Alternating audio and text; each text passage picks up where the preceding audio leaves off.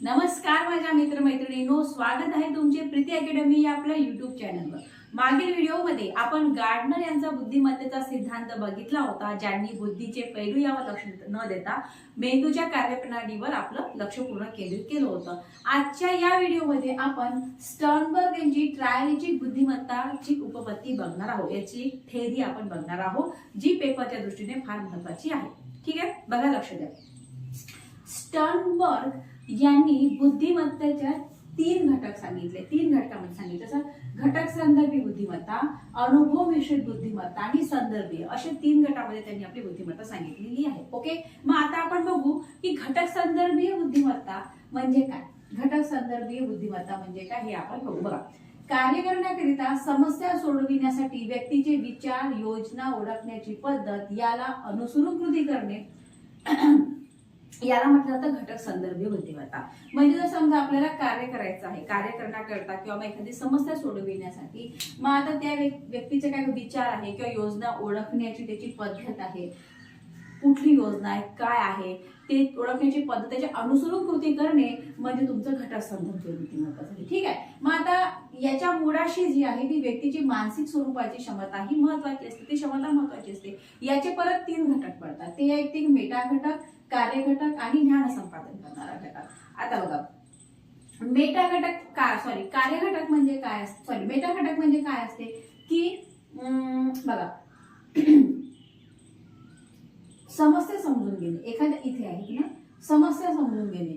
Meta घटक म्हणजे काय की कुठल्या प्रकारची समस्या, ती समस्या समजून घेणे म्हणजे तुमचं मेटा घटक आहे। त्याच्यानंतर कार्य घटक बघू की कार्य करणाऱ्या घटकांचा त्यात समावेश होतो। कुठल्या प्रकारचं, आता समस्या समजून घेतली आपण, मग आता काय कार्य करायचं, कशा रीतीने ते समस्या सॉल्व्ह करायची, त्याच्यामध्ये कुठल्या कुठल्या घटकांचा समावेश करायचा, ते होते कार्य घटक। आणि तिसरा आहे ज्ञान संपादन करणारा घटक, म्हणजे नवीन माहिती घेणे व ती स्मृतीत साठवणे, या घटकांचा यामध्ये समावेश होतो। कशामध्ये, तुमच्या इथे ज्ञान संपादन करणाऱ्या घटकामध्ये। ओके, त्याच्यानंतर दुसरी आहे अनुभव मिश्रित बुद्धिमत्ता। आता अनुभव मिश्रित बुद्धिमत्ता म्हणजे काय, तर पूर्वानुभव मिळालेले ज्ञान व अंगी असलेल्या कौशल्याच्या आधारावर समस्या सोडवणे व नवीन परिस्थितीला, आव्हानांना सामोरे जाण्याची क्षमता म्हणजे तुमची अनुभव मिश्रित बुद्धिमत्ता। अनुभव मिश्रित बुद्धिमत्ता म्हणजे काय की बाई पूर्वानुभव मिळालेले तुमचे ज्ञान आहे, त्याच्यानंतर आपल्याला आपल्या अंगी जे काही कौशल्य आहे त्या कौशल्याच्या आधारावर एखादी समस्या सोडवणे म्हणजे झालं तुमचं अनुभव मिश्रित बुद्धिमत्ता। समजा मी तुम्हाला एक्झाम्पल देते की आपण सुरुवातीला एखाद्या ठिकाणी गेलेलो आहोत। ठीक आहे, मग आपल्याला आपण एखाद्या म्हणजे जिथे आपल्याला माहिती नाही, कुणाची ओळख नाही, त्या ठिकाणी आपण गेलेलो आहोत आपण। ठीक आहे, मग आता तिथे गेल्यानंतर एखादं विशिष्ट ठिकाण शोधण्यासाठी आपण मग बरोबर संकेत, चिन्हे आपण लक्षात ठेवले की हा इथे एक मंदिर आहे किंवा इथे एक हे आहे, त्याच्यानंतर ते ठिकाण आहे।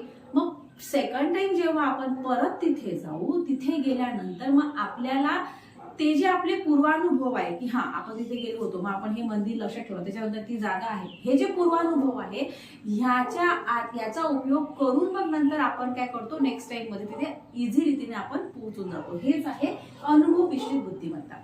किंवा मी दुसरं जर उदाहरण दिलं तुम्हाला, तर मी तुम्हाला असं देऊ शकते की जर समजा आपण एखादं गणित सोडवत आहे, ओके, एखादं गणित सोडवत आहे, प्रॅक्टिस करत आहे आपण, ओके, त्याचे जितके स्टेप्स आहेत ते आपण क्लिअर केलेले आहे। तशाच प्रकारचं गणित जर आपल्याला पेपरमध्ये आलं तर आपण काय करू की इझी वे न, आपल्याला माहिती आहे की कुठल्या कुठल्या स्टेप घ्यावं लागते, तर त्या सगळ्या स्टेपचा आपण उपयोग करून आपण ते गणित इझी वे न सोडू। म्हणजेच आपल्याला काय येईल की आपला जो पूर्वानुभव आहे त्या पूर्वानुभवाचा आपण वापर करून ती गोष्ट आपण सॉल्व्ह करू। ठीक आहे, त्याच्यानंतर बघा तिसरी आहे संदर्भीय बुद्धिमत्ता। तर संदर्भीय बुद्धिमत्ता म्हणजे काय, तर व्यक्ती सामाजिक व सांस्कृतिक वातावरणात राहत असताना बौद्धिक कौशल्य आत्मसात करते व समायोजन साधते, है ना। याचं परत तीन आहे, तीन घटक कुठले बघा। सगळ्यात पहिले प्रतियोजन। प्रतियोजन म्हणजे काय की सामान्य घटक बनवण्यासाठी कौशल्य व वर्तन प्रकार व्यक्तीत असते, हे झालं तुमचं प्रतियोजन। सेकंड मध्ये तुमचं निवड। आता जीवनाला सामोरे जाऊन विविध पर्यायातून योग्य निवडीचा मार्ग शोधणे व त्यासाठी अनुरूप अशा क्षमता विकसित करणे म्हणजे तुमची झाली निवड। ओके, त्याच्यानंतर परिस्थितीला आकार देणे म्हणजे काय की परिस्थिती योग्य रीतीने हाताळता आली पाहिजे, हे झालं परिस्थितीला आकार देणे। चांगला बुद्धी, आता बघा हे झाले हे 3 गोष्टी म्हणजे प्रतियोजन, निवड आणि परिस्थितीला आकार देणे. ह्या सगळ्या गोष्टी येते संदर्भीय बुद्धिमत्तेमध्ये. ठीक आहे. स्टर्नबर्ग यांचं म्हणणं असं होतं की चांगला बुद्धिगुणांक दाखविणाऱ्या अभ्यासक्रमात प्रवीण असणाऱ्या ज्या काही व्यक्ती आहेत त्या घटक संदर्भीय बुद्धिमत्तेमध्ये जातात. ठीक आहे.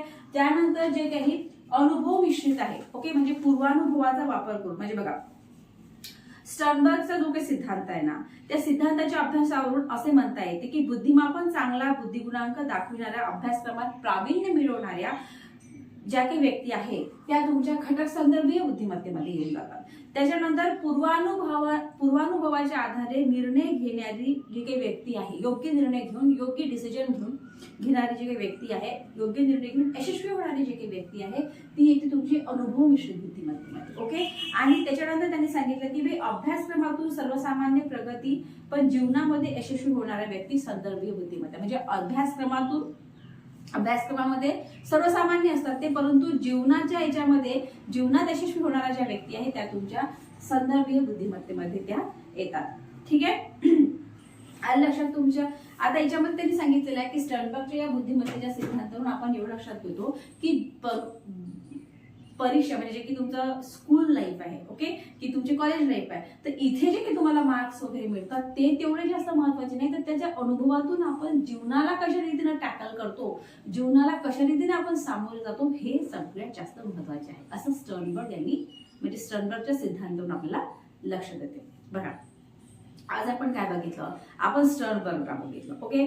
मग आता स्टर्नबर्गची ट्रायलची जी बुद्धिमत्ता पद्धती आहे त्याच्यामध्ये असं सांगण्यात आलं की 3 प्रकारच्या बुद्धिमत्ता आहे. कुठल्या कुठल्या बुद्धिमत्ता आहे? घटक संदर्भी बुद्धिमत्ता आहे, अनुभव मिश्रित बुद्धिमत्ता आणि संदर्भीय बुद्धिमत्ता आहे. मग आता या ज्या 3 प्रकारच्या बुद्धिमत्ता आहे यामध्ये त्यांनी सांगितलं घटक संदर्भी बुद्धिमत्ता म्हणजे काय की कार्य करण्याकरता समस्या सोडवण्यासाठी व्यक्तीचे विचार झाले, योजना ओळखण्याची पद्धत याला अनुसरून कृती करणे म्हणजे तुमचं घटक संदर्भी बुद्धिमत्ता. यामध्ये परत 3 घटक आहे, एक मेटा घटक आहे, कार्य करणारा घटक आहे आणि ध्यान समाधान करणारा घटक आहे. मेटा घटक म्हणजे काय? समस्या समजून घेणे म्हणजे तुमचं मेटा घटक झालं.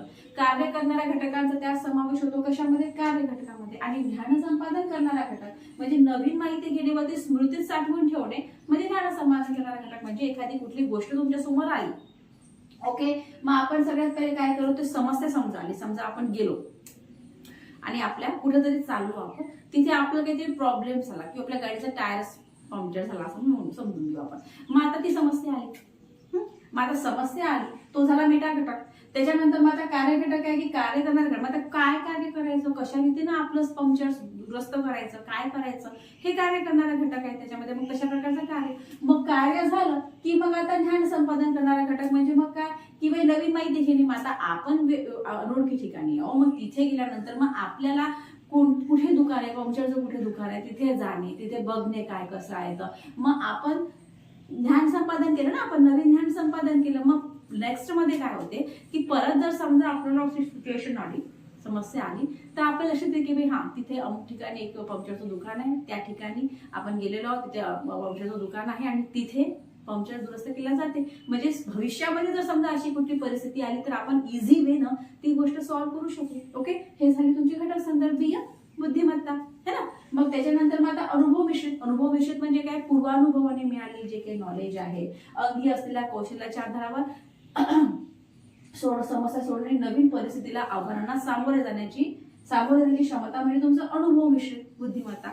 त्याच्यानंतर संदर्भीय बुद्धिमत्ते म्हणजे परत 3 घटक. ते कुठले आहे? तुमचं प्रतियोजन आहे, निवड आहे आणि परिस्थितीला आकार देणे आहे. म्हणजे स्टर्नबर्गची जी एवढी मोठी बुद्धिमत्तेची थेअरी आहे त्याच्यावरून तुम्हाला असं सांगण्यात येते की परीक्षेमध्ये जे काही गुण मिळाले, शालेय गुण तितके महत्वाचे नाहीये, तर जीवनामध्ये तो कसा यशस्वी होतो, जीवनामध्ये येणाऱ्या संकटाला तो कसा सामोरं जातो, तिथे कसा यशस्वी होतो हे सगळ्यात जास्त महत्वाचे आहे. ठीक आहे. हा झाला आपला स्टर्नबर्ग यांची ट्रायलची बुद्धिमत्तेची पद्धती. या पुढील व्हिडिओमध्ये आपण बुद्धिमत्तेचे वेगवेगळे सिद्धांत जे काही राहिलेले आहेत थोडेफार प्रमाणात ते आपण बघू. थांबू आपण इथे. थँक्यू.